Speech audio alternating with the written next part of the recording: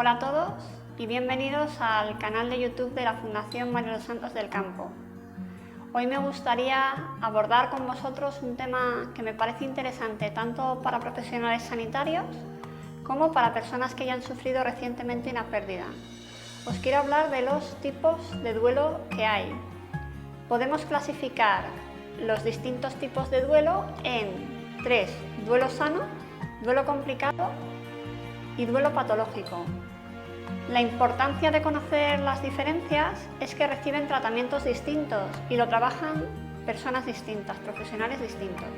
El duelo sano afecta al 90% de las personas que han sufrido la pérdida de un ser querido. El duelo sano, en principio, no requiere intervención psicológica ni terapéutica.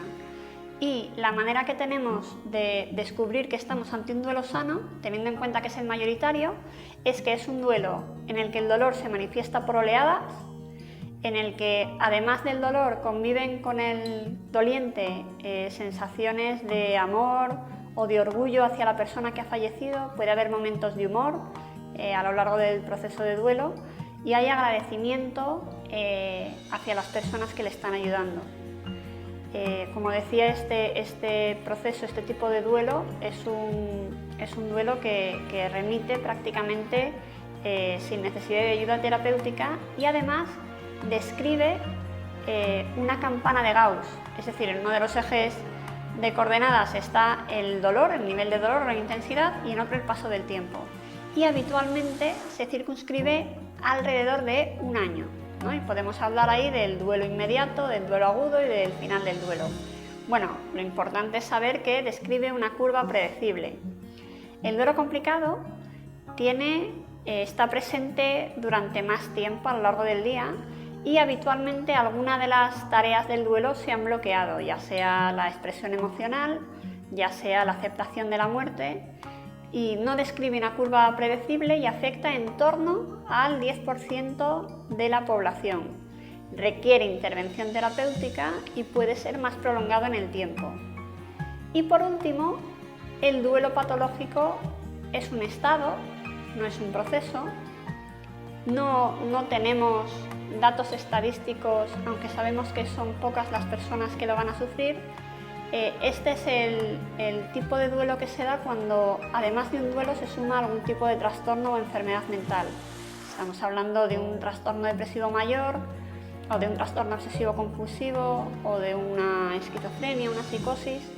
En esos casos, la intervención que se requiere es la del apoyo psiquiátrico, psicológico al estado previo de esa persona, y el duelo pues quedaría como una entidad más difícil de resolver que en cualquiera de las otras formas.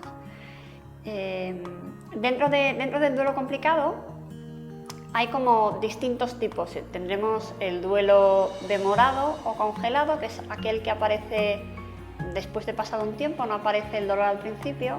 Tenemos el duelo enmascarado, que puede haber síntomas físicos, o el duelo traumático, que puede ser el duelo por un suicidio o no.